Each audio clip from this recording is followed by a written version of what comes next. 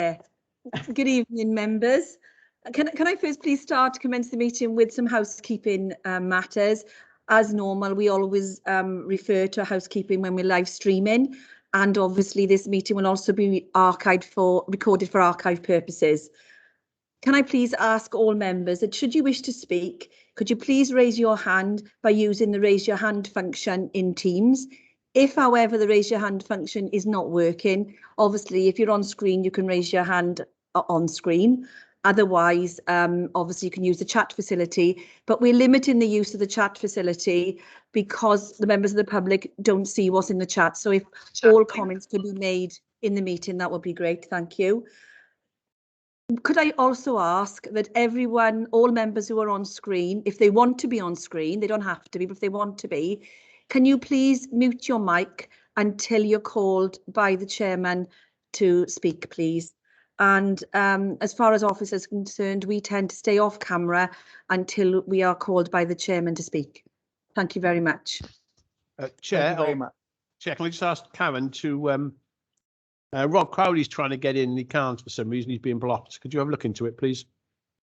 Yes, Matthew Swindell is on the call. Matthew, could you give Councillor Rob Crowley a call, please? No problem. Thanks, Karen. Thanks. Okay, thank you for that. All right, first item on the agenda. Welcome to Corporate Performance and Resources. Apologies for absence. Chair, I have not been Do we given have any any? apologies. I have not been given any. Thank you very much. Councillor Carroll, do you want to come in on this point? Councillor Carroll, you've got your hand raised.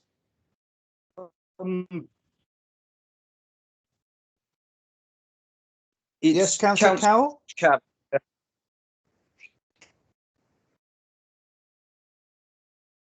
Can we hear you, Councillor Carroll? Can you hear me? No, it's very distorted.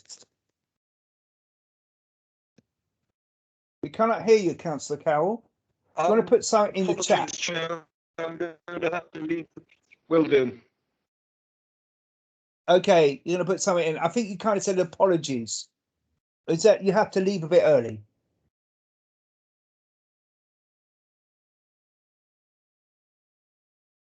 Okay. All right then. Minutes of the meeting held on 16th of June. Are you happy for me to sign? Is that a yes? Thank you. All right then. Any declarations of interest? No declarations of interest? Fine. We now move on to references. Coronavirus update. Tom?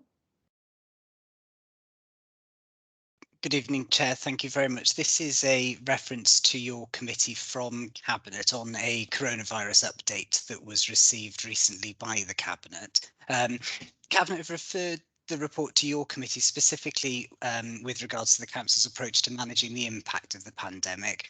Members will also note that the report has been referred to Governance and Audit Committee to supplement the update on the corporate risk register associated with coronavirus. And we've also shared it with the PSB partners and all elected members as well. The report begins with the national picture, but as members will appreciate, the situation has changed quite a lot since we drafted the report on the 23rd of June.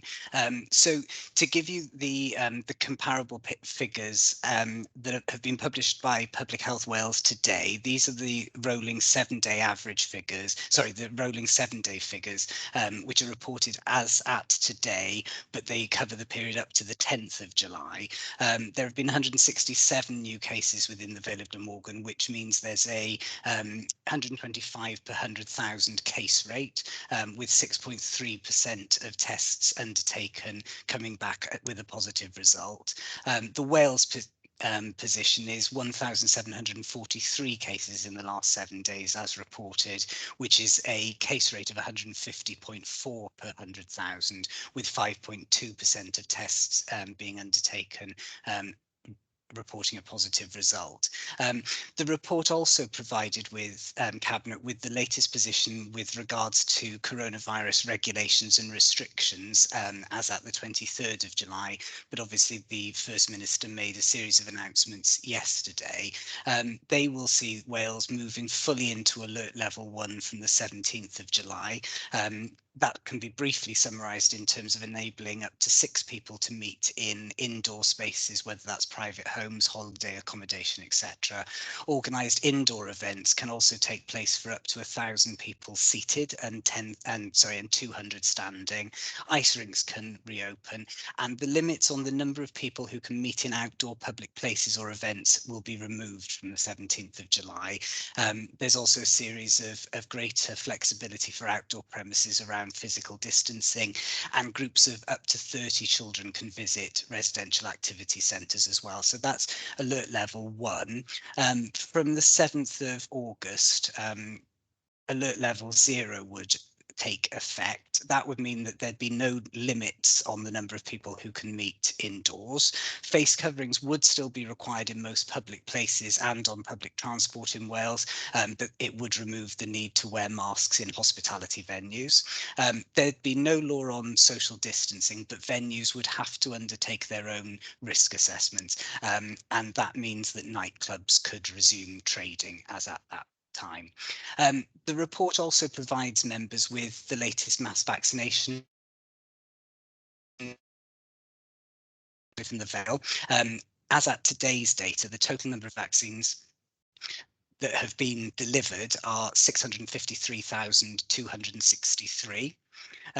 That comprises 354,279 first doses and 298,984 second doses.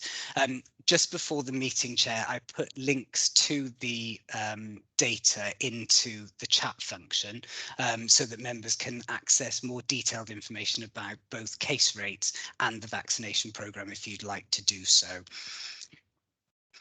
The report.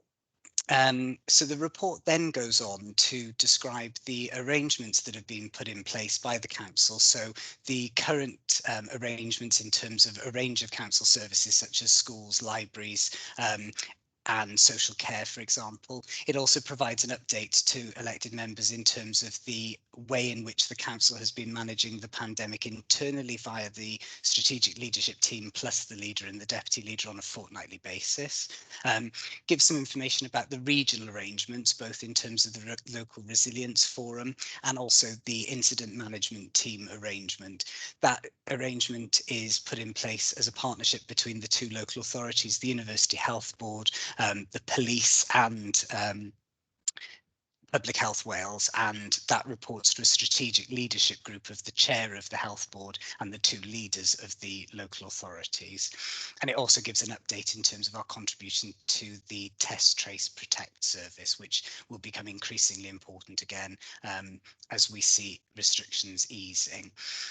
The report goes on to make some reference to how our strategic approach to recovery is being managed.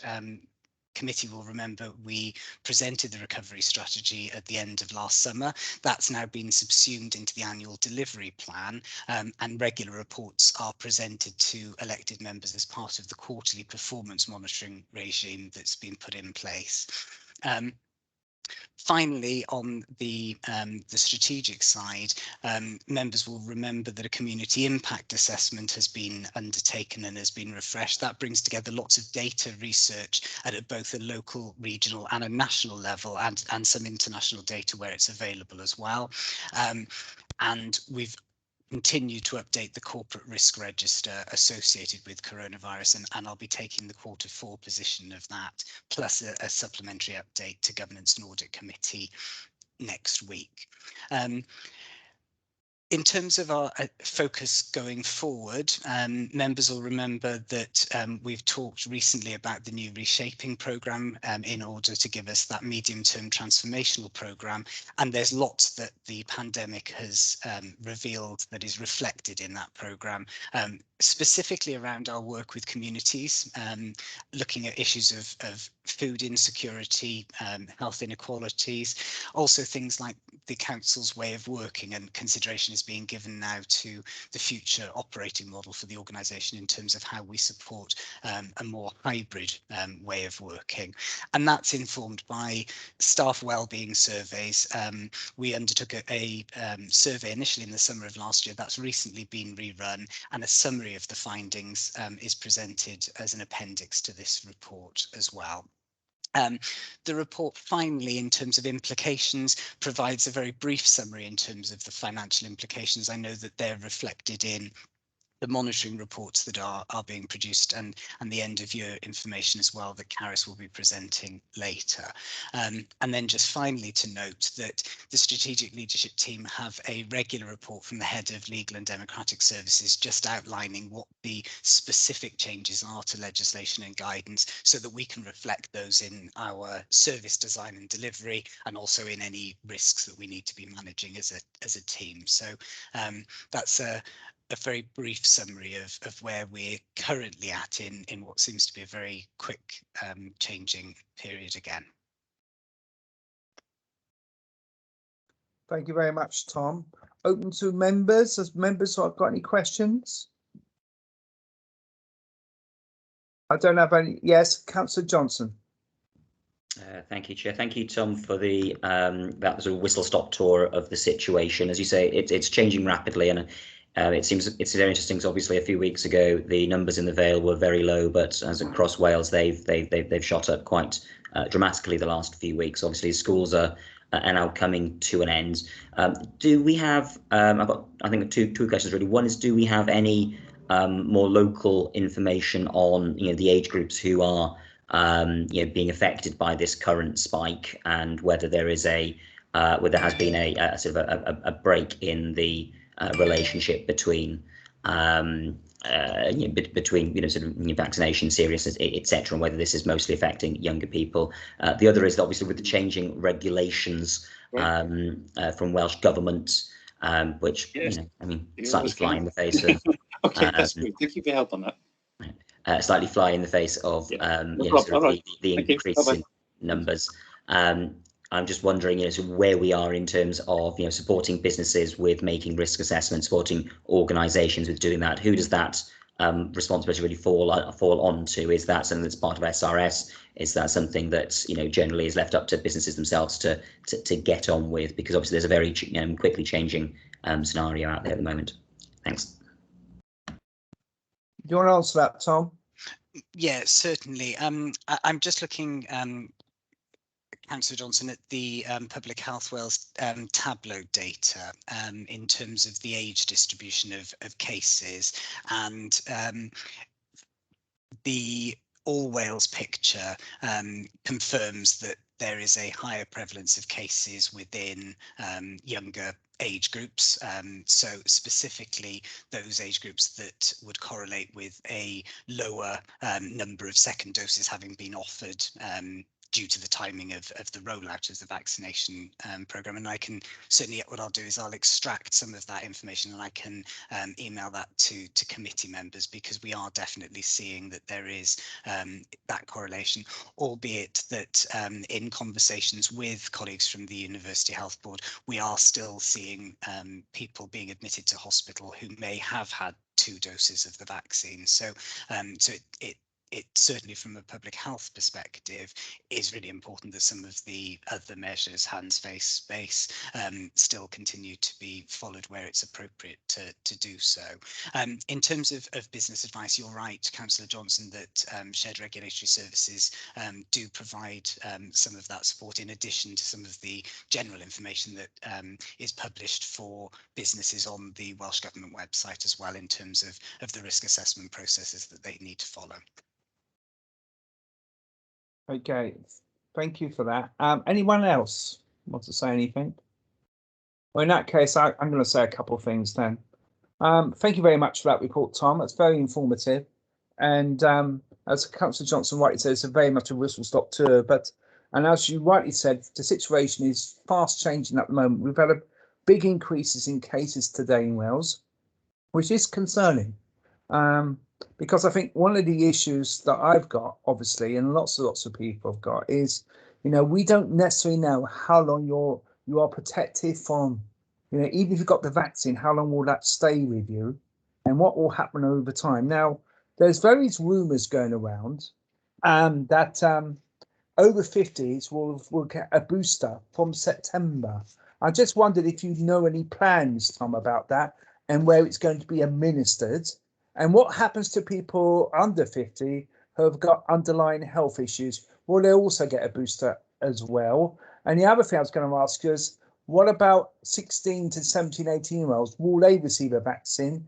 And if so, will they receive it in a school or college setting? And also about even kids younger than 16, what's the situation regarding them having a vaccine as well? In terms of the booster program, there's currently work underway to develop what that will look like, and I must admit I'm not as close to the detail on that as I need to be in order to confirm the specific details. So I will find out from you, for you rather, what the latest position of that is, and the age cohorts that's looking to be targeting, and from what date. But certainly I'm aware that planning is underway looking at that for the autumn, as is publicly known. In terms of vaccines for 16, 17-year-olds and potentially any other age group below that, a statement is expected from the JCVI imminently, I understand, to give guidance one way or the other. I don't know what they're going to say in terms of vaccinations for younger people, but we are expecting further information shortly. Thank you very much for that. Anyone else got any questions on this? Yeah, Mark, can I come Neil, in, do you want please? to come in? Yes, Leader? please. In terms of the vaccine rollout, there is discussion about the booster, but it's not been decided. It's not been decided when or with for whom yet. In terms of vaccinations for secondary school children, for example, the current thinking is not, and the reason for that is because if they do get the COVID-19, then the likelihood is that they're not going to have it at such an extent that others would. And the other thing is, of course, vaccines carry a potential problem, or could potential have a problem for people who receive them, and the benefit of giving it to younger people is outweighed by the benefit, or the caution, if you want to put it that way, of not giving it to the younger people. It's a balance, and as Tom said, it's being considered, but currently the thinking is those over 18 are vaccinated, those under 18 are not. Currently we have, from yesterday, I was told we have 13 cases of COVID within UHW, Cardiff and Vale. But only 13, and only 3 are considered to be possibly serious or within intensive care. So it is low. In terms of the vaccination rollout, it's still going on, and all I would say is, if you are entitled to a vaccination, please go. And let's remember that the Cardiff Bay is open for walk-in, and as it was last week, and I assume it's going to be the same this weekend, is Homeview is also going to be available for walk-ins. So the point is, everybody should try and get a vaccination if they are eligible to do so. So everything, to be fair, everything is in hand.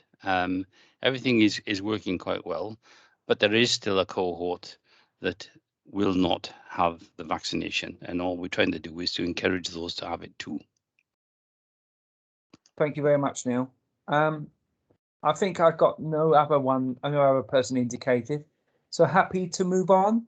And to move to, we made our comments. Karen, do you want to come in? You raise your hand. It's not on this report, Chair. It's just to let you know that we've managed to get hold of Councillor Rob Crowley, and he's actually on the call now, so he's in the Teams meeting. Yes, I have found him on there. Yeah, and Councillor John Thomas has tendered his apologies. Thank you very much. Thank you for that. All right then, let's move on to the next item on the agenda, which I think Carys is taking. It's the Corporate Asset Management Plan Annual Update. Yes, thank you, Chair. This has been referred to from the Cabinet meeting last week. We take an annual update of our corporate asset management plan. The plan looks at the way we manage our land and property assets, as they do have a direct impact on the services that the council provides. And so what the plan seeks to do is to ensure that we achieve the optimum use of our property assets while supporting services across the council. So the objectives of the plan are detailed for you in the report, and Appendix A to the report outlines the progress in relation to the agreed targets. A high proportion of the targets set out in the action plan have been achieved and good progress has been made. However, as a result of the pandemic, it's not been possible to meet all of the targets that were agreed originally. If I may, though, I'd just like to outline what the additional work has been in relation to our asset managements over the past year, because it has had to change due to the pandemic. So very quickly, the capacity within the estates team has been reprioritised to ensure that our buildings are safe for our staff, for any visitors who are coming to them, but also for clients who are using them. And this required a significant amount of work at the start of the pandemic to ensure that managers knew and understood how their space could be used, and also give them confidence that what they were doing was correct and adhered to Welsh Government guidance. We've also done a lot of work with our partners across other organisations to help them with some of their projects, in particular with health. So we've had a significant part to play in the establishment of the mass vaccination centre at Homeview, and also the Colcott local test centre. And within our own workspace, we've also facilitated that by repurposing some of the accommodation at civic offices to enable the PPE team to work from there, and that has been a very successful team in the last 12 months. And we've also got involved in other one-off projects such as the Penarth Pier Pavilion, which members will be aware of. So we've done a lot of work this year, working with others really to ensure that we were all able to respond appropriately to the pandemic. So as you see in the action plan, a lot of the targets have been hit for the year. Some of them haven't, but I hope what I've just said outlines really how we reprioritised our resources in order to support the work of council and our partners as we've gone through the last 15 or so months. So this has been referred to you from Cabinet really for you to note the action plan and for us to have any comments that you may wish to make.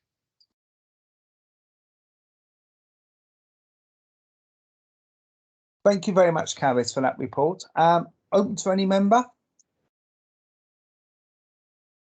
Yeah, Councillor Johnson. Thank you. And then Councillor John. Yeah, thank you, Chair. Thank you, Carys. And thank you for the update there, because I think you raised some of the questions that I was going to have regarding Homeview and the Penarth Pier Pavilion, which I felt were maybe slightly underplayed in the report here. And it's a bit strange because obviously to understand this report you have to look back at what the full plan actually involves, and obviously that's a near 80-page document, and the way things have changed recently has been quite substantial. I think really so my question here really is regarding how we move forward. I mean, is it simply going to be that this is going to be an ongoing 3-year programme, so we'll be looking forward to a 22 to 24 or 25 programme coming forward soon? And given the experience of the last year, where does that leave us with regards to facilities such as Homeview, which we were previously consulting upon, looking at community transferring or doing something different with, and similarly, where does that leave us in terms of actually acquiring other buildings and things like such as the Penarth Pier Pavilion that we were previously not really involved in, as part of the or were not intended to be utilised directly by us and our estates. So I'm just wondering whether there is the update is fine, but is there a strategy that actually really underpins sort of our use? And just quickly on that, one of the issues for me as a Barry Town Centre councillor, which is where we've had some of our major assets are held, and where we've released assets over time, namely Haydock House, Provincial House, as part of the previous space programmes. I think it's important that we also consider, when making decisions, what the wider community or economic impact will be upon the community of us making rationalisation decisions with regards to our estate, because I find that the number of council employees, if there's a reduction in the number of council employees in, say, Barry Town Centre, that has a direct economic impact upon the town centre, which goes against the aims of other plans and strategies that the council has. Thanks, Chair. Thank you, Caris. Okay, do you want to respond to that, please, Caris? Yep, certainly. As far as the plan is concerned, we have a 3-year plan. So the current one is due to come to an end now at the end of this financial year. So we will update the plan then and bring forward a revised action plan to support that new plan. I think moving forward, I suspect 12 months ago, our priorities would have been very different to what they are now. And as you said, the pandemic has impacted considerably on how we manage our estate. So, things like Home View, for instance, we have an agreement with Health for Home View so that they can continue to use that for a longer period. Therefore, I think the feeling was that the use of that centre as a max vaccination centre actually was the high priority for all of us, and that was the best use of that facility at that time. When that agreement comes to the end and it's no longer required by Health, then obviously we can look further at what the better use for that building may be. So we will update the strategy. I think it's interesting what you say about the use of our buildings and rationalisation, because of course we went through a period, didn't we, of getting as many people into our office space as we possibly could to utilise the space that we had, and as part of a plan to rationalise buildings.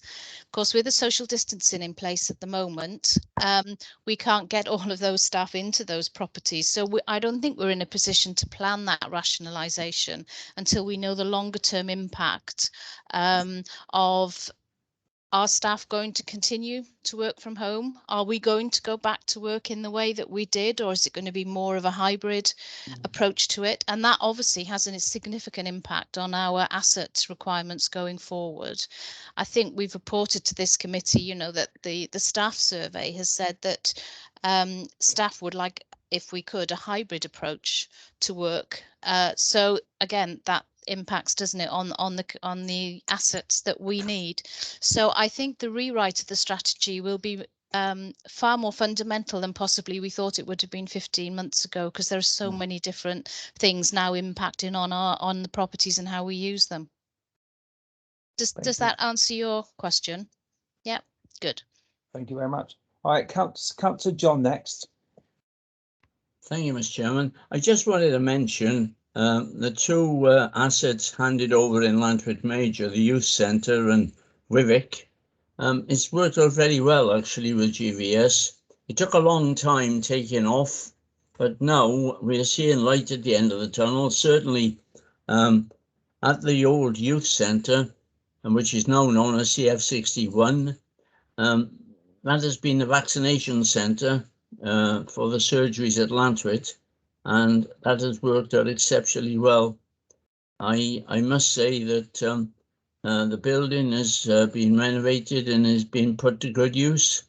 With regard to the Wivick, there's a lot of work going on at the Wivick, and I know that Rachel is a bit disappointed that it's not completed by now, but there's been delays due to COVID. But at the same time, it's expected to finish the end of August, when then it's a difficult building, this actually, because how it was constructed and the way it is made up of a lot of small rooms, which actually hinders development of users. However, it's hoped now that shortly into the new term, there will be a new nursery there. And quite honestly, this is something that was there previously, but closed due to the mismanagement, basically, earlier, not by the Vale, but by the Land of Diocese. But certainly now, with GVS there. Now they're set up a nursery, and that's going to be a great value to Lantford Major when you consider that the nursery at St Donat's is planned to close next year. So I'm certainly very hopeful of the future with those two buildings and handovers. So I just wanted to mention that to you. Thank you. Okay. Do you want to respond to that, Caris, at all? No, other than to agree, really. I mean, I would agree it probably took longer than both GVS and ourselves wanted to get to this position. But they do seem to be working very hard to make best use of the facilities that they've got, and they are having an impact in the local area, so that they do feel like a positive story, those two particular buildings. Okay, thank you. Councillor John, you still got your hands up. Do you want to respond back or not?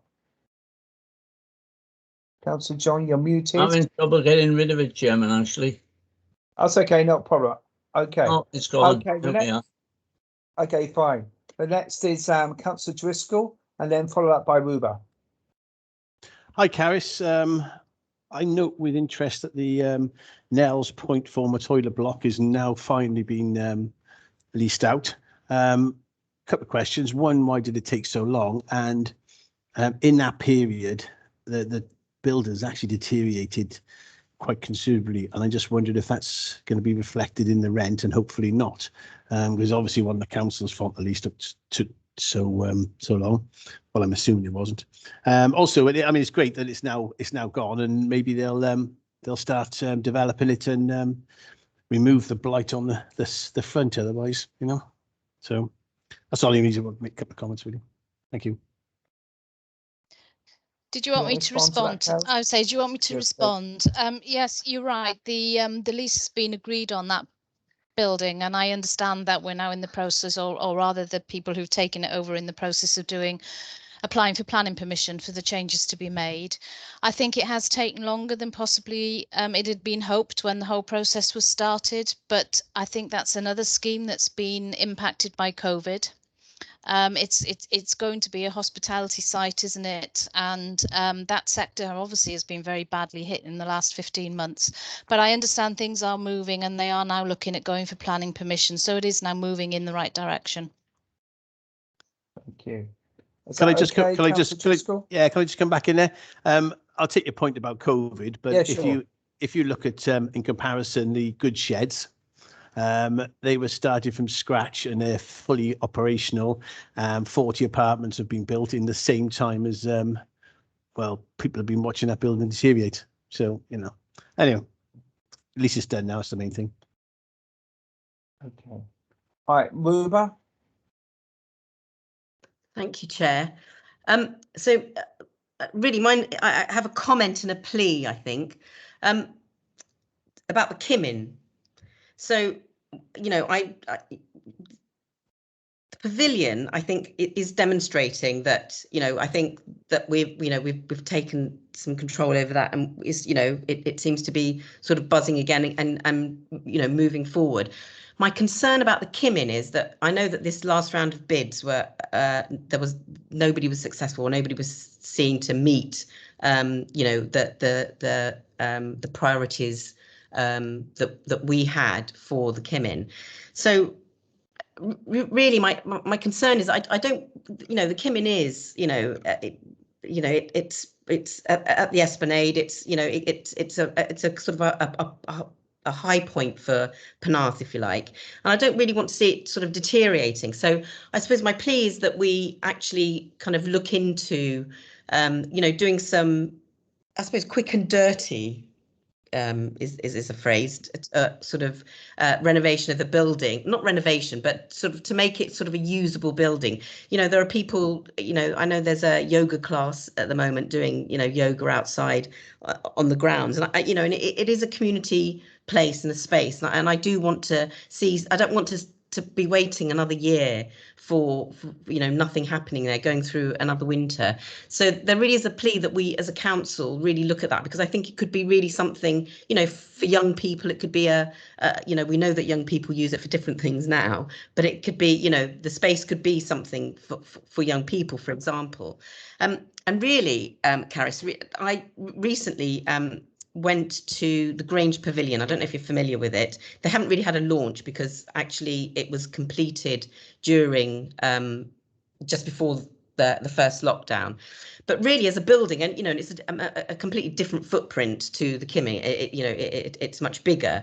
But really, as a building, it's a really interesting building. It's sort of, it's a very open building. It's a very sort of honest building. You can, see how the building's created, and it's actually, it's used for office space. It's got a cafe. It's got, space for people to, to do yoga inside and out.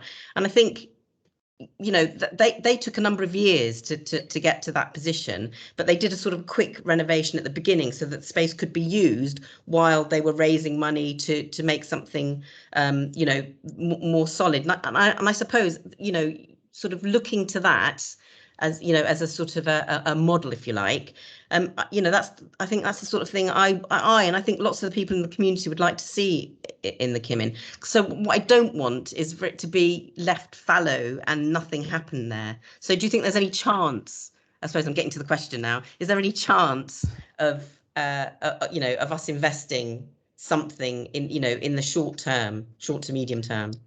Thank you, Chair.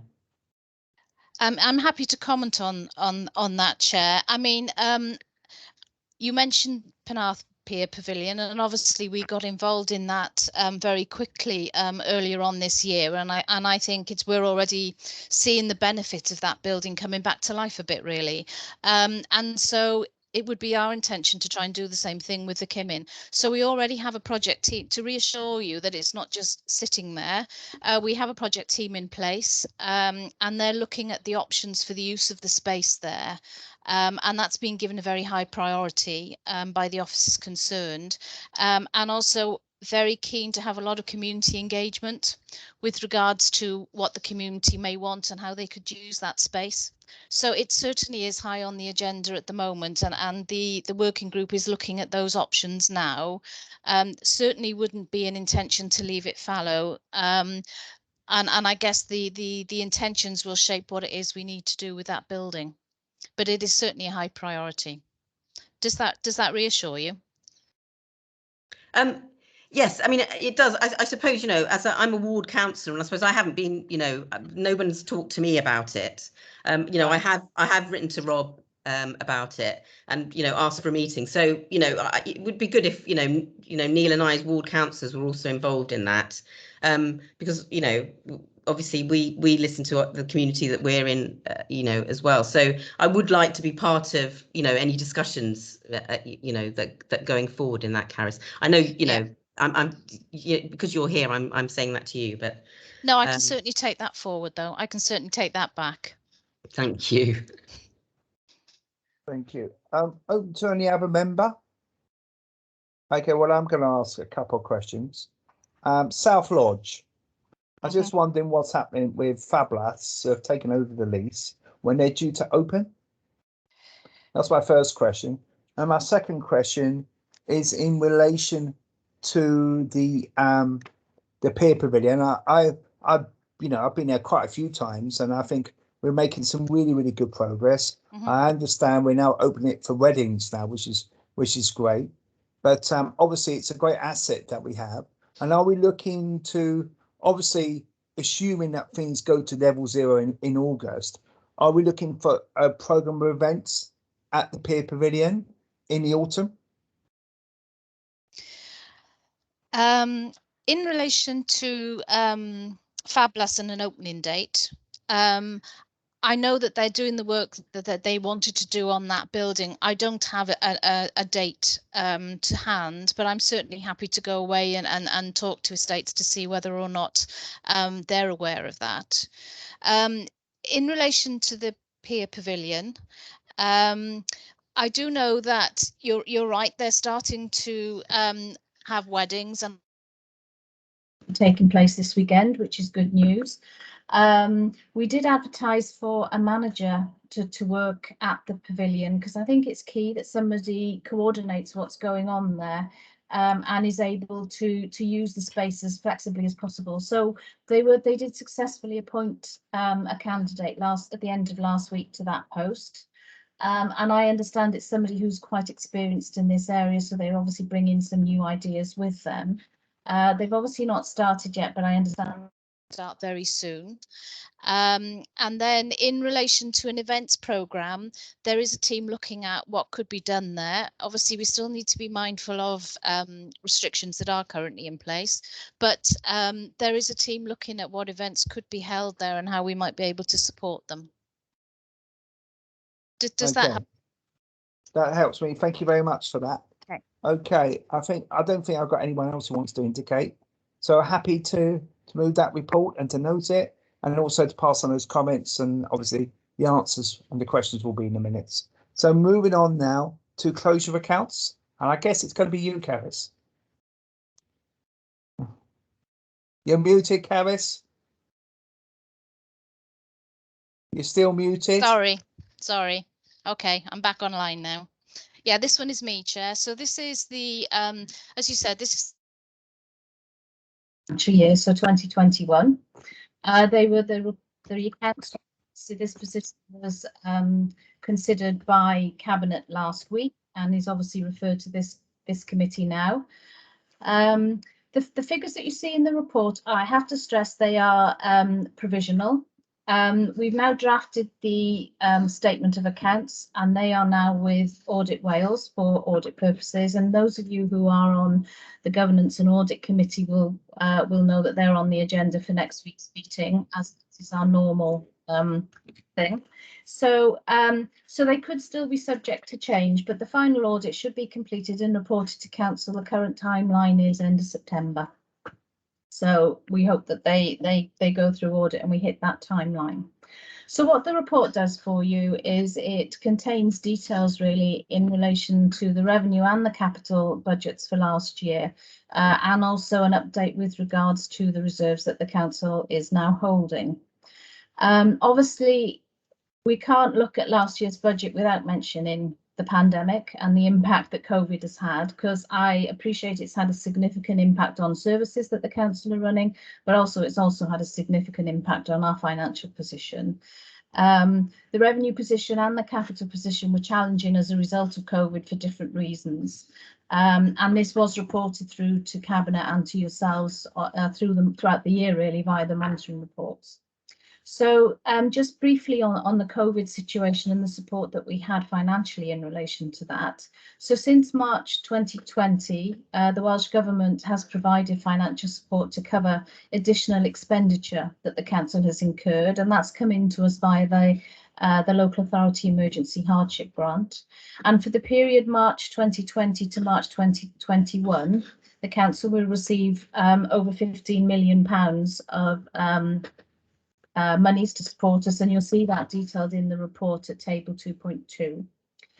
In addition, they made money available to us to cover us for lost income, and during the year we claimed £3.5 million from that particular grant pot as well. And in doing that, we looked at the income that we'd received the previous year for certain services, and then any shortfall in the last year we were able to claim back, and we claimed what we were able to claim. And also you'll see in the report that Welsh Government also gave a significant amount of specific grant funding to the authority, and that totaled £63 million, and that's detailed in paragraph 2.6 of the report. You'll see quite a significant amount of that was around business grants and other funding. So in a number of occasions we acted as the agent really for Welsh Government to get funding out to other organisations. So you'll also see, although that is summarised at the start of the report, we've also detailed, as we've gone through all of the services, the impact that COVID has had, because it has had a financial impact right across the board. So just by way of recap, really, the approved budget for the last financial year was £240.4 million. And when the budget was agreed by council, the plan was to draw down £1 million from the council fund to support the budget. We outturned at £240.4 million, which is a break-even position. But you'll note in the report that we have transferred money in and out of reserves, and I will go into that in a bit later. So the details for each of the services are detailed for you on page 5 of the Cabinet report, and it follows the same sort of format as we do in our monitoring reports. There is a great deal of information in this report, and I appreciate that, but we do manage a complex budget, and so we try to put everything there so people know exactly what's happened at outturn. I'm not going to go into it in detail, Chair, but I will just summarise, I suppose, some of the key pressures and some of the key issues. Otherwise, we might be here all night. So in learning and skills, I'm on the revenue budget now. So in learning and skills, the main financial pressures reported through the year were in relation to school transport, and that did remain a pressure in the year. But there were underspends elsewhere in the service. So for education, they were able to transfer some money into reserves. A large change with regards to balances was in relation to schools. So if you see the report, schools are permitted to carry forward any revenue variances through their balances. At the end of 2021, the school balances stood at 6.3 million. Now that was a considerable increase on the previous year, where we did report this time last year concerns really about the level of school balances that we had. The main reason for that increase, though, is that we did have quite a lot of Welsh Government grants come through at year end for schools, and it was acknowledged when it came through that it wasn't going to be possible for the council or the schools to spend it. So that money has been transferred through into their balances. So actually, there was about £3.7 million of grants that came in for schools in March, which have been transferred through into their balances, and they are there and they're ready to be spent in this year. So one example of that is the maintenance grant that came in of over 2 million, and you'll see in a later report on this agenda that talking about how we could actually use that money to support the schools in the current financial year through their asset maintenance work. So I suppose a large change with regards to schools and learning and skills is that increase in the schools balances. In social services, there were cost pressures for children and family services in relation to external placement costs and legal costs, and again those were reported through the year. That was offset though by an underspend in adult services. I think you'll recall that the service did meet the 10% uplift that the council agreed for some of the social care staff. The council picked up that cost. It wasn't met through the hardship grant. But again, this service had favourable variances in relation to staffing elements during the year, and also they were in receipt of a lot of additional funding late in the financial year. So again, we've been able to put some money aside into the social services reserve to help them going forward. Environment and housing, we did report an overspend throughout the year in that service, and the main pressures in there were in particular in relation to the waste service, and also they also paid the 10% uplift to some of their staff as well for that period from April to August last year. You'll see in the report that some of the money that we had from Welsh Government was in relation to savings that had been planned in our revenue budget, but COVID meant that people weren't able to make their savings. Therefore, the council had funding of 1.1 million in, again, late in the financial year to support us. And that money was all given to environment and housing due to the pressures that they had, which meant that they, excuse me, they didn't pull down on the reserves as we'd anticipated when we last reported to this committee back in January time. The other areas then on the revenue account to draw your attention to was in relation to the general policy grant budget. Sorry, there was a favourable variance there of 3.6 million. 3.2 of that was actually due to capital charges. So where we didn't borrow money that we'd anticipated, and interest rates were lower, so we didn't spend on that as we thought. When we closed the accounts, then we didn't draw down the £1 million from the council fund as we'd anticipated. We drew down 946,000 from the council fund. And then in relation to council tax, we reported to you earlier on this calendar year that our collection rate was down for last year, and we rehearsed the reasons for that in previous meetings, really, and those reasons are evident due to COVID. The actual collection rate for us for last year was 95.7%. And in the previous year it had 97.3%. So we did see a drop, which equates to about 1.4 million loss on council tax collection. However, Welsh Government did provide us with a grant to cover some of that. So we had a grant in of 1.1 million, again, late in March, to support that reduction.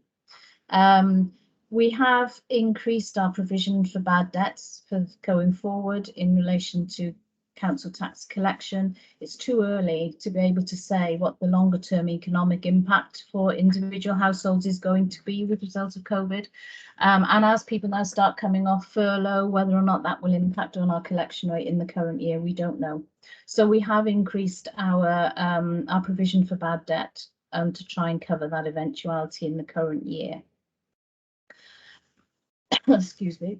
So the housing revenue account, I think, just to go back to the revenue, I think the reason I gave you some of that detail is there is quite a change between the report that we brought to you at the beginning of the calendar year, where we were predicting unplanned drawdown from reserves, and then that wasn't what came out at the end of the year, primarily due to, as I said, we had a lot of money come in at the year end that helped us out. In relation to the housing revenue account, again, their position changed from our original predictions. So the housing revenue account had a £4 million surplus last financial year, and we had been predicting a deficit on that account. This is mainly due to the fact that the capital spend, the capital programme in housing slipped. And that's understandable for two reasons. We had issues in spending money because obviously tenants didn't want workmen going into their homes, particularly during the first and second lockdowns. So we couldn't do some of the internal repairs and works that were required. And also there were issues in some of the external works as well. So you'll see there has been significant slippage in that programme. Now, we were going to fund some of that via the revenue account, via the HRA account. Because it wasn't spent, it meant that as I said, we had a surplus on the HRA. So the balance on the reserve for the HRAs now stands at 12 million. That is higher than what we'll be planning for in the longer term, and we'll have to take that into account now when we review the housing business plan at the beginning of 2022. So we will take that into account. In relation to the capital budget, the pandemic has had a significant impact there. If you recall, at the beginning of the financial year, we did stop tendering for works because we didn't know whether or not organisations and firms had the staff to be able to provide the service. We didn't want to enter into contracts where actually they may not be able to meet our deadlines because they may have had staffing issues. But also there were material shortages as well early on in the pandemic. So a lot of our tendering slipped. We did pick that up though, and our overall position for the year was a spend of 78 million, which is 28 million less than the approved budget. And you'll see in the report that we've used emergency powers to slip 22.9 million of that into the current financial year. The reason for doing the emergency powers is we need to enable to continue to deliver the programme, and some of these schemes were in train already. So you'll see there's at Appendix 6, the revised capital programme, which includes all of that slippage. I guess the big variances overall in the programme was there was reprofiling in learning and skills, particularly all in relation to the 21st century programme. So some of that money has been reprofiled and is in this year's budget. As I've mentioned, there were significant underspends, particularly for housing, and I've outlined the reasons for some of that. So those underspends are all highlighted in the report, and you'll see the details in Appendix 3, and then again the revised capital programme now is in Appendix 6 for your information. I am getting to the end, Chair, I promise. Reserves, a schedule of the reserves is shown in Appendix 4. to the report, and a table summarising the net movement of the reserves is shown at paragraph 2.98 in the report. And it shows that reduction in the council funds of the 946,000 that I've already mentioned, but also there's a net increase as well in specific reserves as well, and those are detailed in Appendix 4. The level of earmarked reserves are considered adequate for the council, and there are commitments against those in the current year, drawing down on the capital programme in particular, as those reserves will be used. However, the opportunity has also been taken to establish some new reserves, and they address particular policy issues and new issues that have arisen in, say, the last 12 to 24 months. So you'll see there are new reserves in there in relation to supporting the Project Zero work. There's a new reserve in there for culture, and there's a new one in there for well-being and leisure, and also a socio-economic mapping and recovery reserve. And some of that money is there to support the council in the longer term, in supporting the communities and things to recover from COVID. And so we've taken that opportunity to put some of that money aside for those particular issues.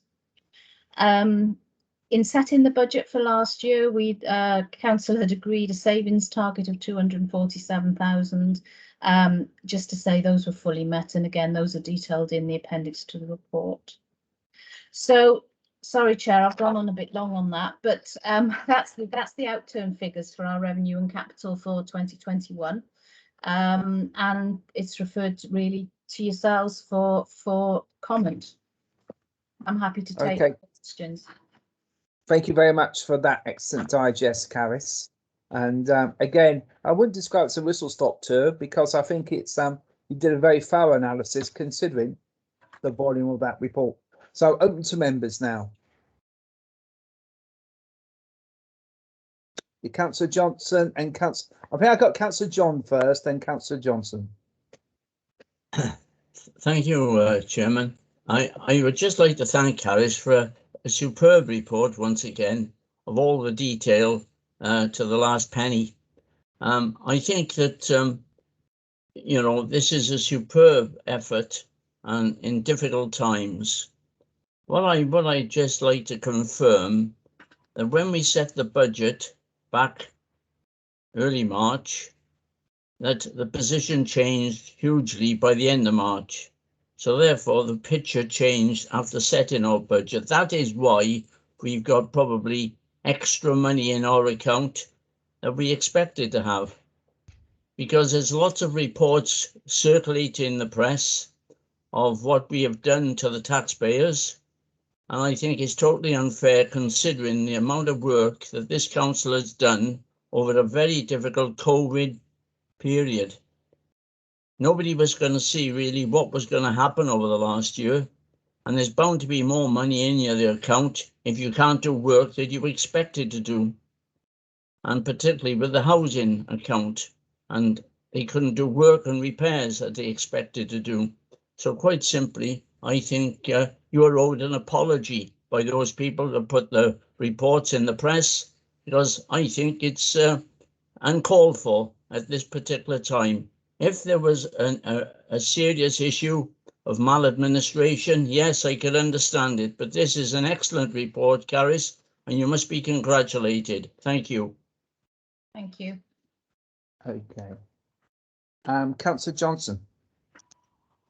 Thank you, Chair. I'm not sure who Councillor John is referring to in his comments there, but I'd like to thank Caris for a very comprehensive review. It's been a very difficult and complex financial situation over the last 12 months, and the timescales in which we are reporting on, because this is as an annual report, are actually fairly arbitrary. And we'll see the sort of the way that this that our funds smooth out over the next couple of months as things return, hopefully back to a sense of normality.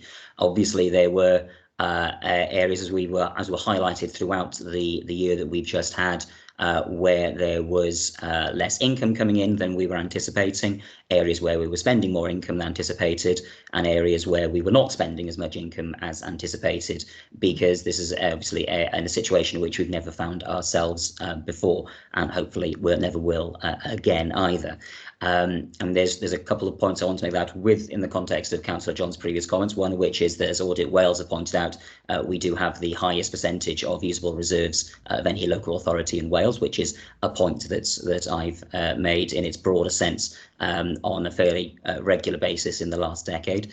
There's similarly the issue regarding a large amount of money that came in very late in the day from Welsh Government, which has followed a lot of or tracked a lot of the conversations that we had in different meetings in this committee over the year, where we've said, well, actually, these are common concerns across all local authorities, which we hope the Welsh Government will be able to find some money to make up for that.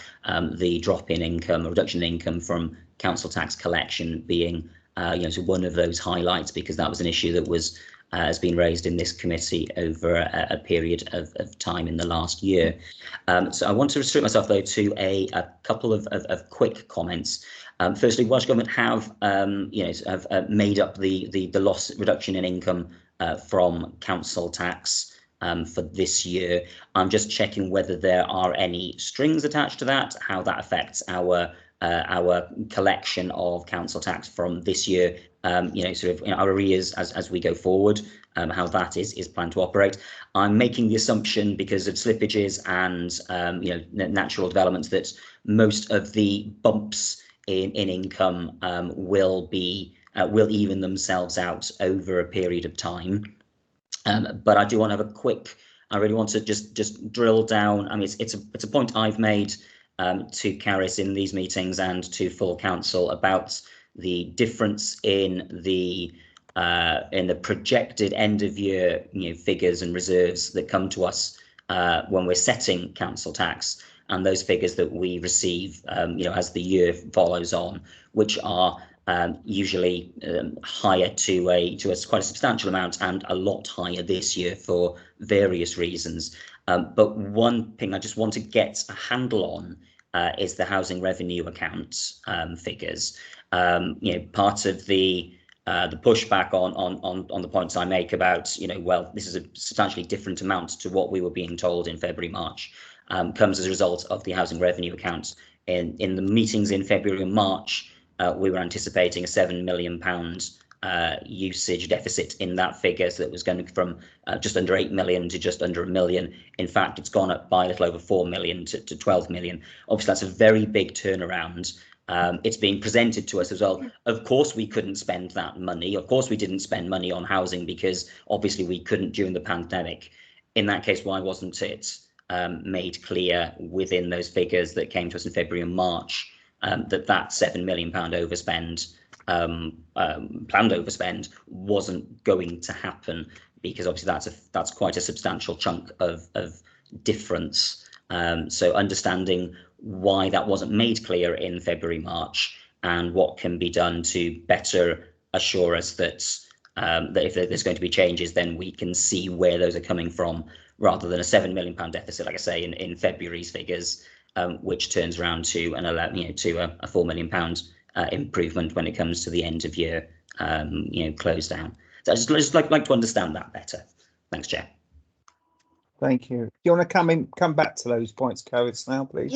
Yeah, fine. I mean, we always have this discussion, don't we, Councillor Johnson, about the level of our usable reserves, and you're right, Audit Wales have reported our higher level of reserves.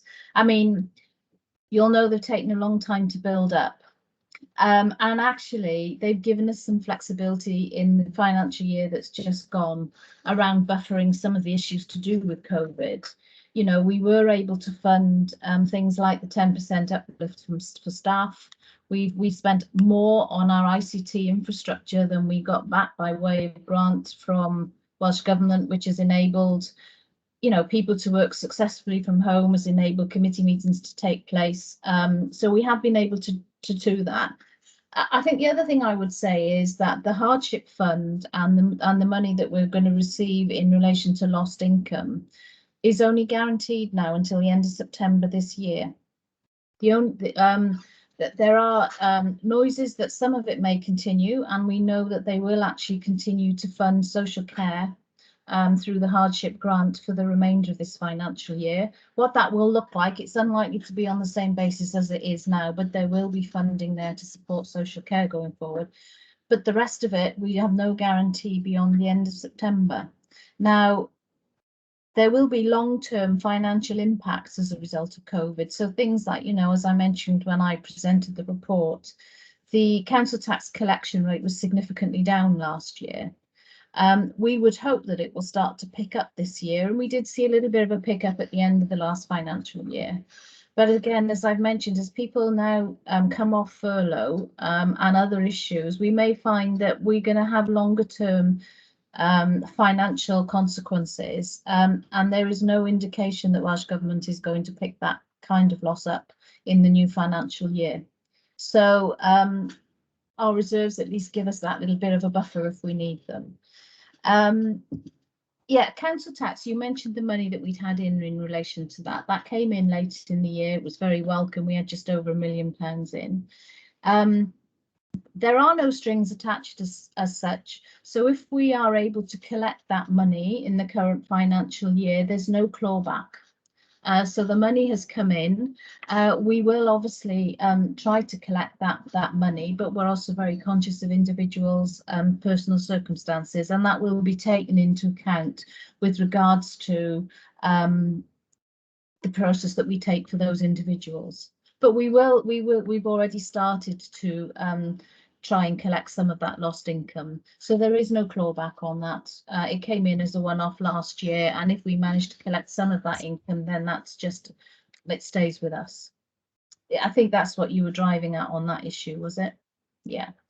And then in relation to the HRA, I do acknowledge it was a big swing. I mean, the last report that you had was reporting the position at the end of November. And at that point, we were hoping that actually we could have picked up some of the spend on the capital programme. It didn't pick up in the way that we were anticipating at that time. Also, we'd increased at that stage our provision for bad debt for non-payment of rent.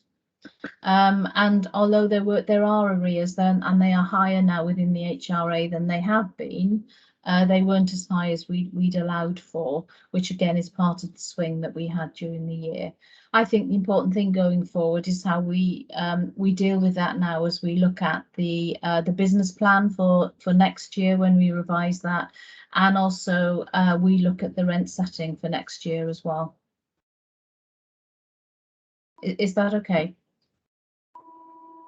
That's great. Thank you, Caris. I'm just to flag up, and it's very much grannies and eggs, but you've identified a couple of issues regarding Welsh Government funding and various cliff edges or specific areas where it might not be happening. I'm sure that the leader and others are very much engaged with WLGA about lobbying to ensure that there's an equitable response to that, so that local authorities, us and others, are not negatively affected by any cliff edge, etc.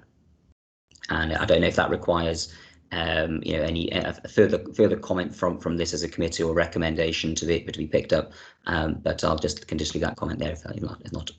Thank you, Chair. Thank you, Caris.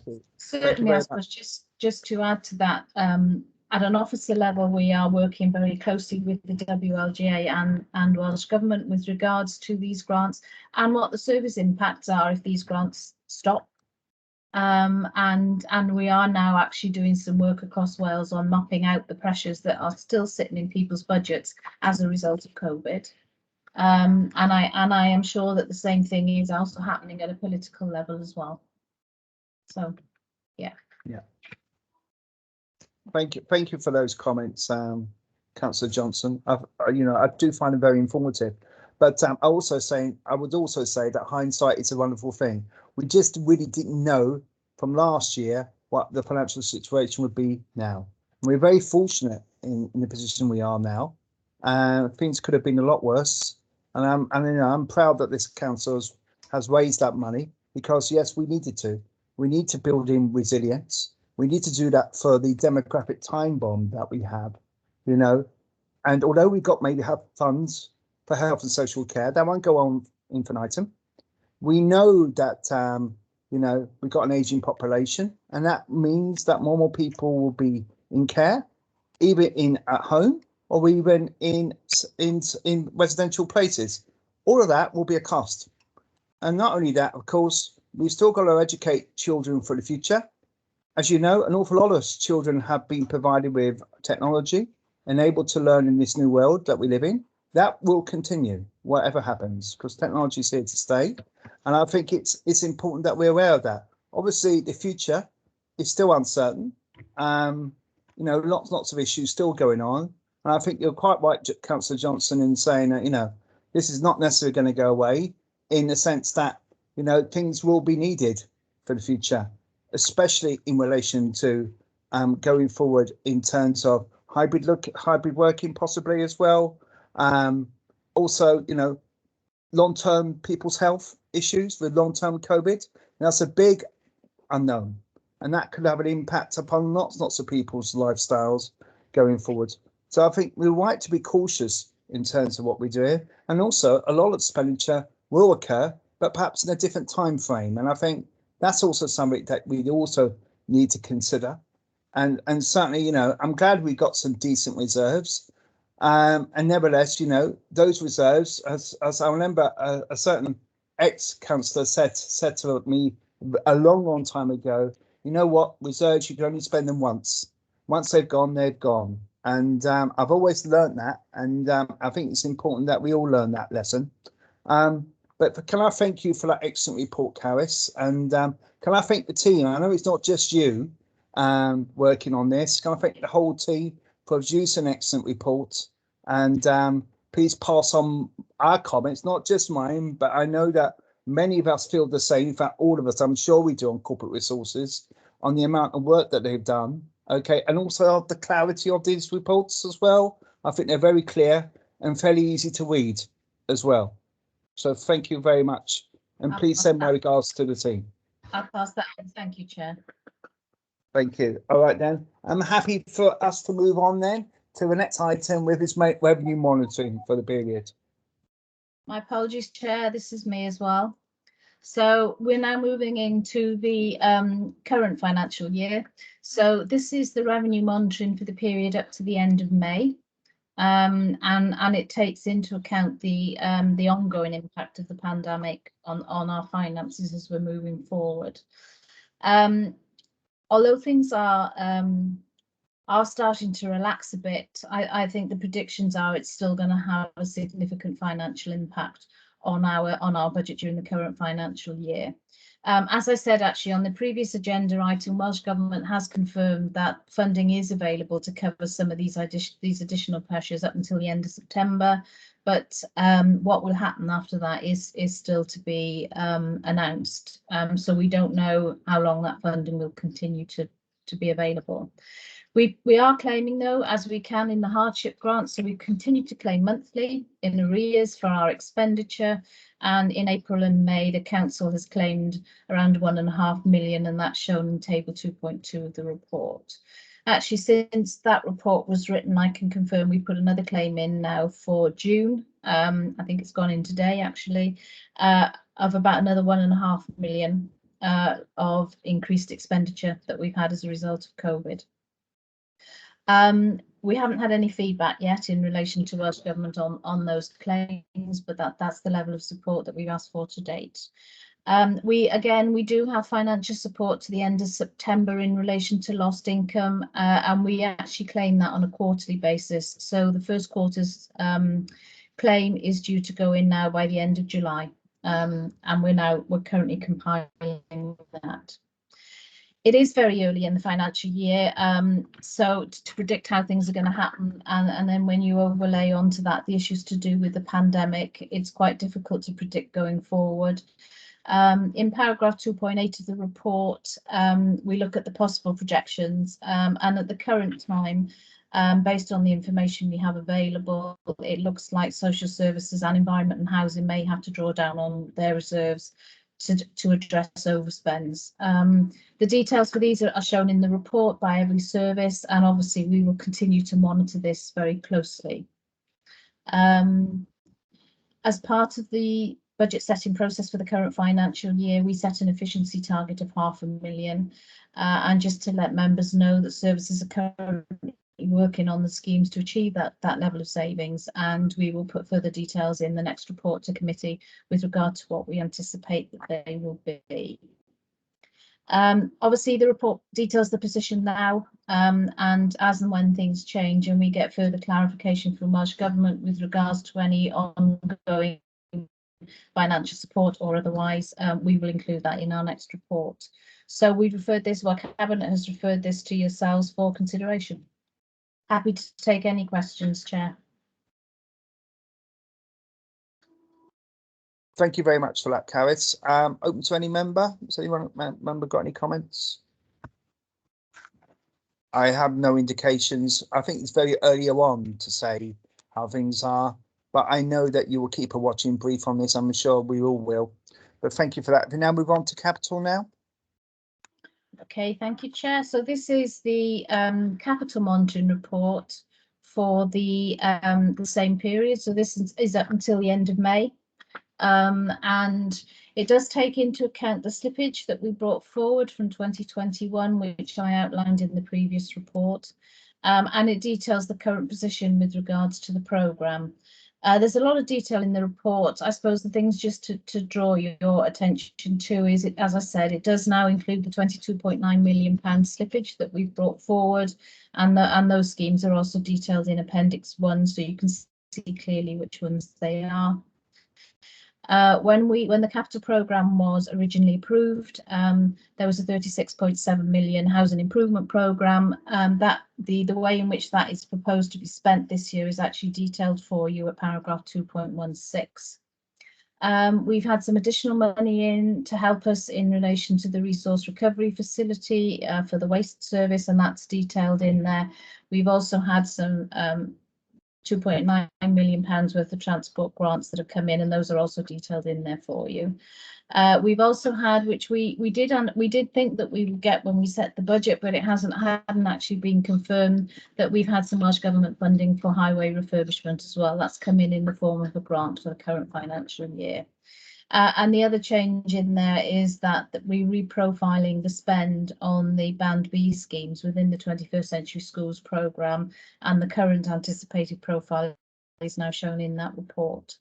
Very much as with the revenue budget, Chair, we'll continue to monitor the impact of that pandemic on this programme, because as outlined in the previous agenda item, the pandemic does impact on our ability to deliver this programme, and we will obviously monitor that very, very closely. So just to say that in Appendix 1, it details every scheme and the likely outturn for each of those schemes. So it's been referred to you tonight, Chair, for committee to consider the report. Okay, open to any member. Yeah, Councillor Johnson.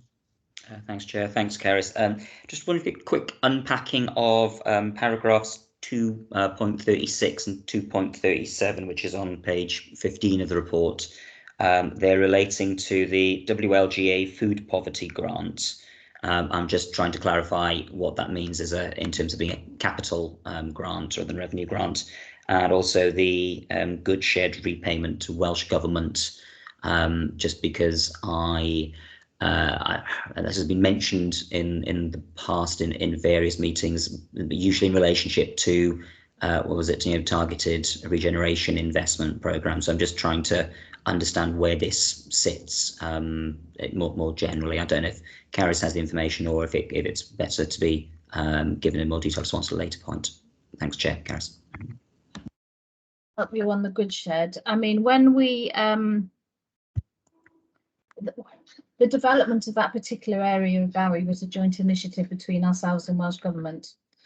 Can you give me the the paragraph number for me to actually find it for the goods shed?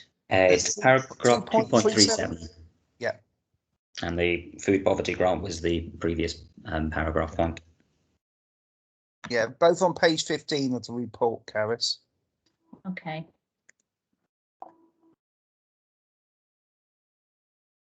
I don't know. I can tell I don't know the issues on the food poverty grant. I can certainly get that information for you, and I will. I'll come back to you on that.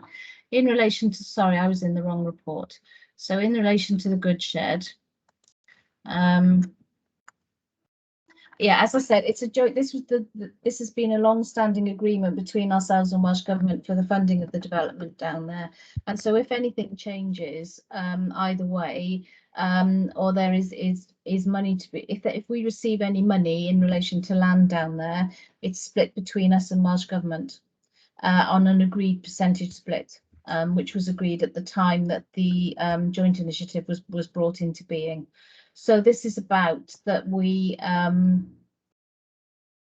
the development, we had an agreement that there was a delay in the money being paid by the developer for some of the land down there, and what we're flagging up here is that some of that is due to happen during the current financial year, and we need to reflect it in the capital programme for the year, because it would count as capital expenditure, even though it will be funded by a receipt from the developer. So just to kind of try and get my head around this, is this part of an agreement that dates back to the wider innovation quarter, you know, sort of, and the Welsh Government's investment in that from whatever it was 10 years ago plus, and that's rather than anything to do with recent renovation and regeneration funding? Is that's what this is? I'm trying to understand why it's in the capital section. Okay, great. If you could get back to me on the WLGA food poverty grant, that would be great. Yeah, no, that's fine. That's fine. Okay, thank you for that. Open to any other member? Yes, Pam.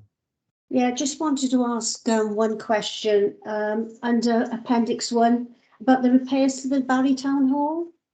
Is that it's because there's water be coming through the ceiling, isn't it? Is that work started, or is it going to start? That's a good question. I don't know of the timelines on that. I mean, I know it was being dealt with as an emergency because, as you said, they had significant issues there, didn't they? And I know that the team has been out there to look at the options and what exactly needs to be done. What I don't have in my head is a timeline for that, but I can certainly get it for you. Yeah. You don't have any more damage being done to the building? No. Okay. I got no one else indicating. Are we happy to note the report? Okay, and endorse the cabinet recommendations as well. Thank you. All right then, we're now moving on to the next item on the agenda, which I think is Tom's now, which is the annual delivery plan monitoring report. Thank you very much, and thank you to Caris for the warm-up act for quarterly performance.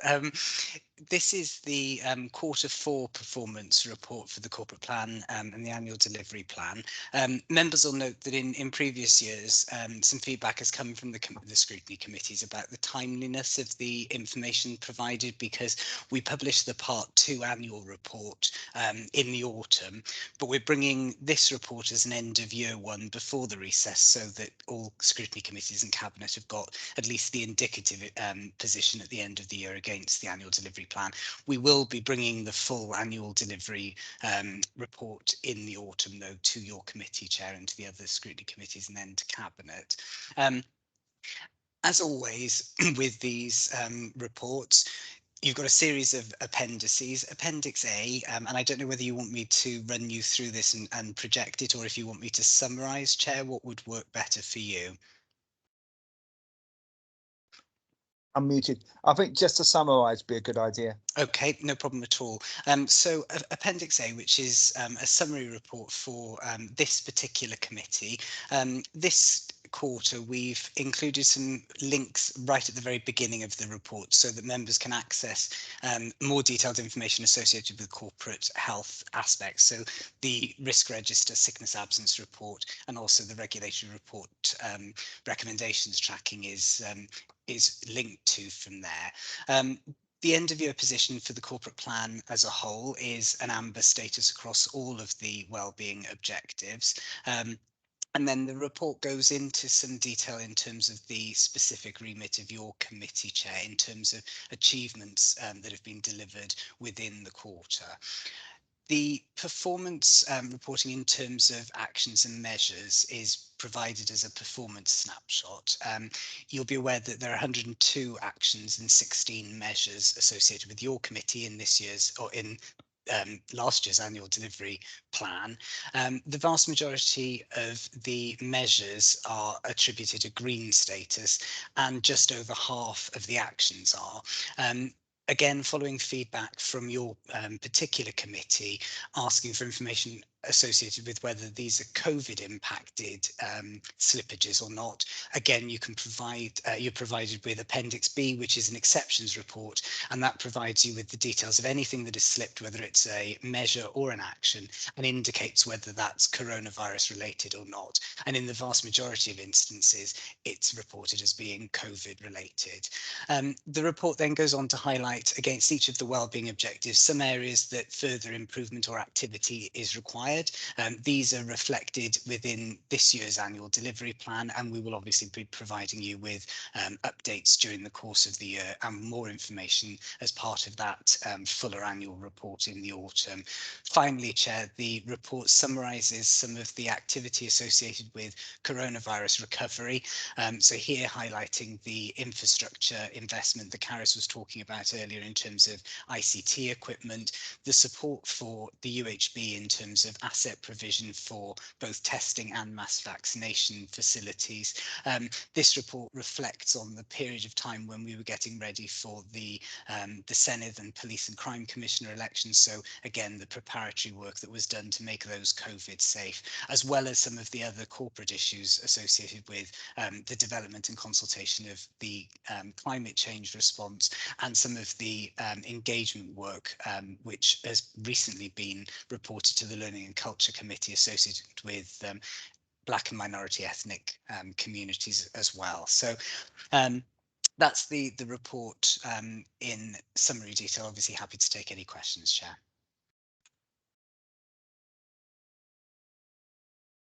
Thank you very much for that, Tom. Open to members now.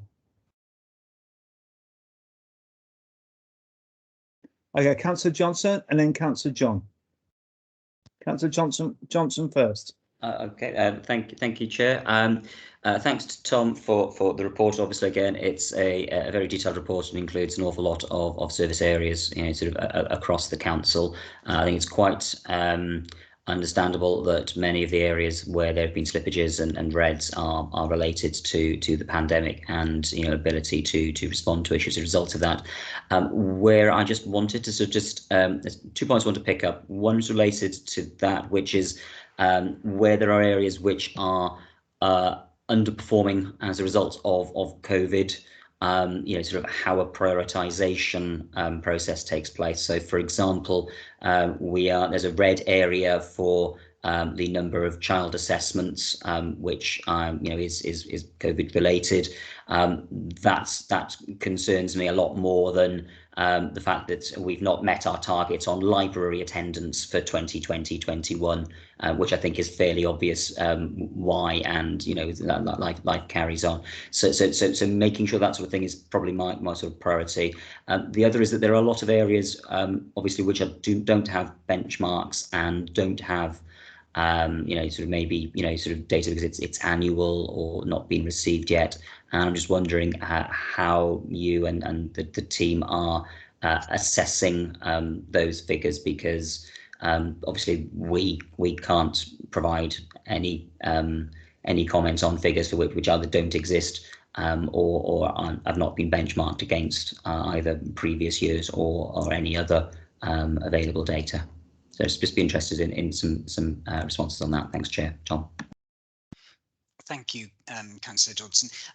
In terms of, if I can take them in reverse order, if that's okay. So in terms of the areas where we're establishing baseline, absolutely, you're right. There's always a challenge for us to identify measures that are meaningful, but as you said, there's often a period while we're establishing that baseline where the data isn't available. But the process over the summer will provide some of that data for us as some of those measures become reported. There is a slight issue that the data unit suspended the collection of the statutory performance indicators during the pandemic, and that is still continuing. As a local authority, we took the option though of where it's been possible to collect data, we've continued to do so. When we report that as part of the annual report, some of it will come with caveats that the data might not be as complete as it otherwise may have been. But where it has been possible, the team have worked with colleagues across the organisation to still continue to collect that, because I know members find it so useful and it is so important. There will be a new selection of performance indicators published at some point, and we'll obviously then need to reflect those in the performance framework. In terms of the first query around areas of underperformance, the process that we go through before these reports are provided to elected members is to obviously collect the information and updates from colleagues across the council, but the reports are then put together in draft, and the performance team meet with each of the directors for a discussion around the remedial actions that need to be taken in order to address those areas of underperformance.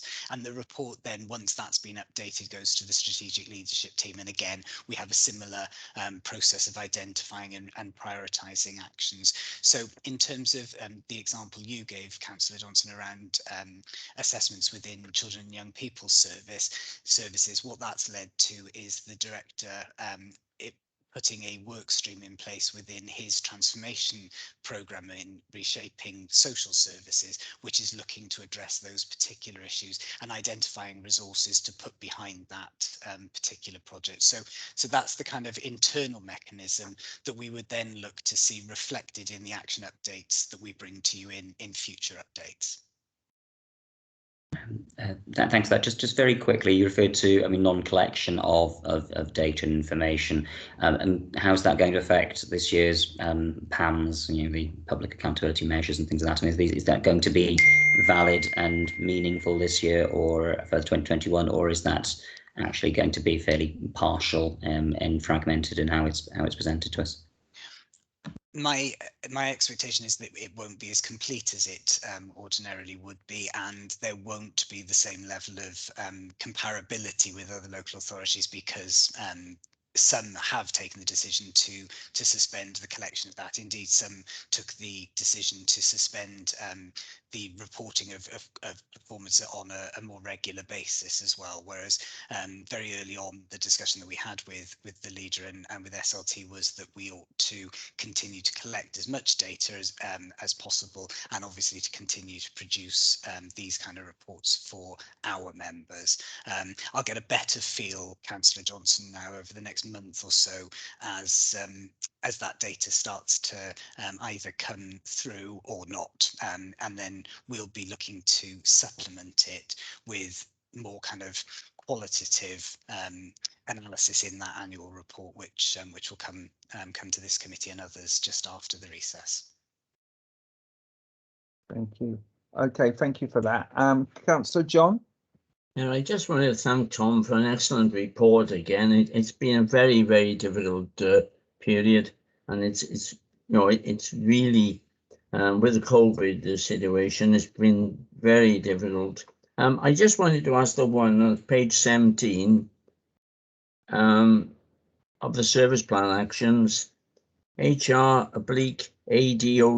It says support the development and launch of the new corporate service standards to ensure a high standard of customer service for all customers.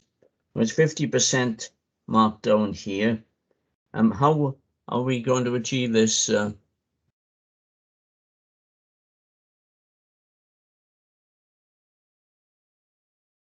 Apologies, Councillor John, I was on mute.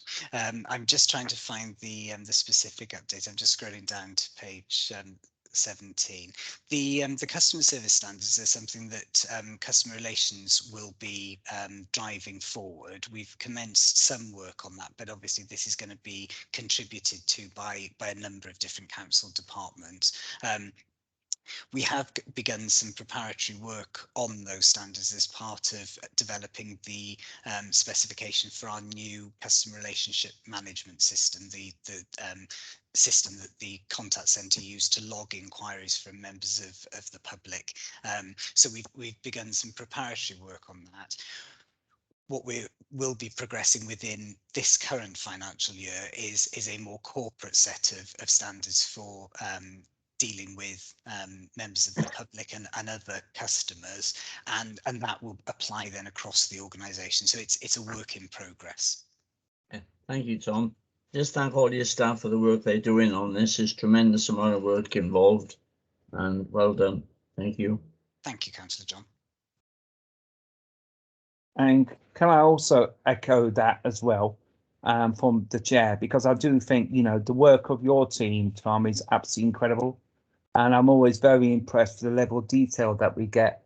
The only point what I would like to make perhaps is going forward, maybe to the next item, I know we're not quite there at the next item, is to perhaps look at the customer contact centre, the customer kind of interface with the council and how that will develop.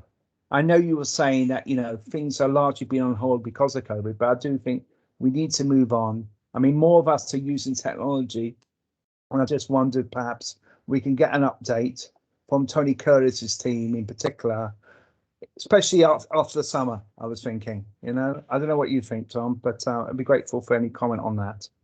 I think, thank you, Chair, and thank you for passing on your thanks to the team. I'll make sure that they know it. I get the really easy bit of coming and presenting a committee rather than all the hard work that the team do behind the scenes. So no, it is appreciated. In terms of the contact centre, actually the autumn would be a really good time. The new system that's been implemented is currently in development. It's due to go live over the next month within waste management.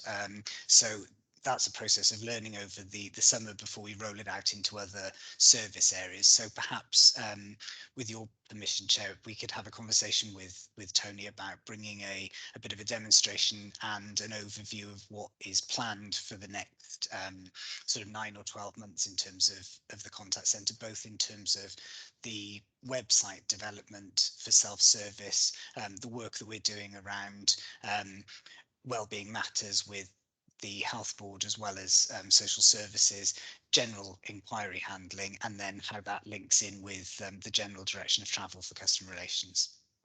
Are we happy to support that recommendation in addition to the existing recommendations? Yep, I get that indication. Thank you very much, and thank you very much for the team. We're now moving on to the final item on the agenda, which is decision tracking. Yes, Chair, if you're happy for me to present it, happy to do so. Absolutely. It's the first quarter for Appendix A for the decision tracking of the committee's recommendations. We always bring an update to you so that you're aware of, you know, what your decisions you've made and where the progress has been made with them. The first page for the Appendix A relates to the meeting that we held on the 21st of April with the public participation guide, which is the one I've noted as ongoing. And the reason for that is because it's actually going to full council on the 26th of July for final approval. It's been taken and considered by scrutiny chairs and vice chairs. It's come to this committee and we had a good discussion on it at a previous meeting, and it's obviously being reported to Cabinet and they are now sending it to full council for approval. So once that's ratified, obviously that procedure then will be placed on the website and we will carry on with public engagement, you know, in that respect. If we turn over to the second page of Appendix A, I'm referring to the 16th of June meeting, which is the last meeting of this committee, previous meeting, where there was a number of requests for information that were presented to the committee, requested by the committee. I have recently sent you an email regarding that information in relation to the kilowatts generated, etc., that is noted on that decision tracking. I appreciate that it didn't come as quick as we wanted, but there was some information that needed to be gathered, and it has recently been sent to you. So if you're happy for me to record in the minutes that those actions are completed, I will do so. With regards to Appendix B and the forward work programme, I've commented in the comments for slippage on what's happened to date and the progress, and if there are any additions or changes you would like to make as a committee, obviously you can do so, but it's very comprehensive that these reports have been presented to committee as requested.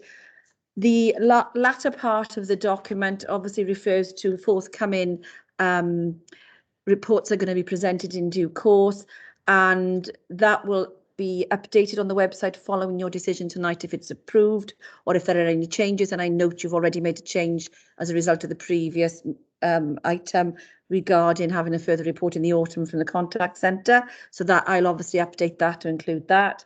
But it's there for you because there were some changes to the Cabinet Forward Work Programme that we've also included in this now since the last meeting this report was presented to you. And then towards the end, where we've got other reports requested to be presented, you will see in the commentary there, we've added in the latest commentary for you and the progress so far and ongoing that we would recommend to you. So really it's over to you, committee and chair, for either ratification or making any changes that you wish to make. Okay, before I ratify or anything, has any members got any comments about this? I haven't got any indication. So are we happy to ratify this and to make those changes accordingly? Yes. Yeah, thank you very much. I got no other items on the agenda. There's no part 2. Can I thank you all very much and enjoy this lovely evening? Thank you very much. See you. Everybody. Bye. Bye. Bye-bye.